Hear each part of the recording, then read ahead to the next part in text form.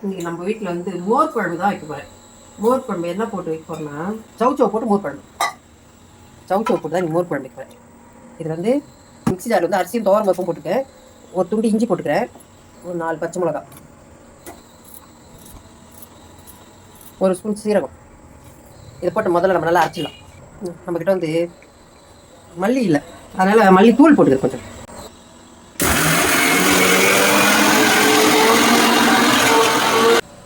எண்ணெய் கொஞ்சம் ஊற்றிக்கலாம். கடுகு கொஞ்சம் போட்டுக்கலாம். சீரகம் கொஞ்சம், காஞ்ச மிளகா கில்லாத போட்டுக்கலாம். ஏன்னா நம்ம பச்சை மிளகா போட்டு அரைச்சிருக்கிறோம், அதனால கில்லாத போட்டுக்கலாம். சவுச்சோ போட்டுக்கலாம். சவுச்சோ போட்டு நல்லா வதக்கி மஞ்சள் போட்டுக்கலாம்.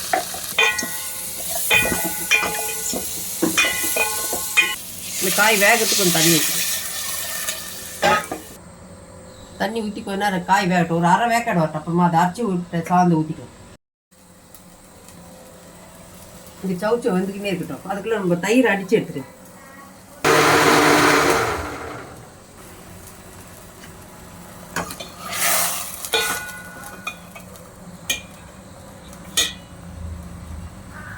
கொஞ்சம் வேகணும். காய் வெந்துடுது. இது இப்போ நம்ம அரைச்சி வச்சு விழுது ஊற்றிக்கலாம்.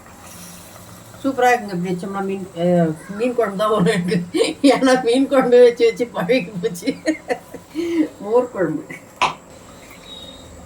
இந்த அரைச்சி வச்சு விழுத ஊற்றி நல்லா கலக்கி கிண்ணக்கணும். ஏன்னா இதில் வந்து நம்ம அரிசியும் துவரம் பருப்பும் போட்டதுனால கெட்டியாயிடும். அதனால கலக்கிக்கினே இருக்கணும். இப்போ வந்து தேவையான அளவுக்கு உப்பு போட்டுக்கலாம்.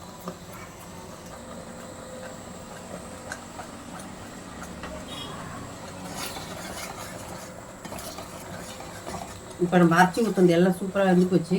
இப்போ வந்து தயிர் ஊற்றிக்கலாம். நல்லா மிக்சியில் அடித்து வச்சுக்கணும். தயிர் ஊற்றிக்கலாம். தயிர் ஊற்றி கொதிக்கக்கூடாதுங்க. சும்மா நுர கட்டின உடனே ஆஃப் பண்ணிடணும்.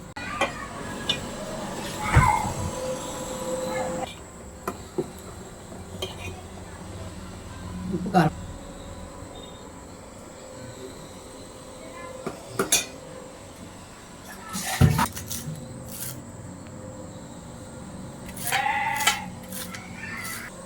பார்த்தீங்களா? மோர் குழம்பு இப்படி வர சொல்ல ஆஃப் பண்ணிடுங்க.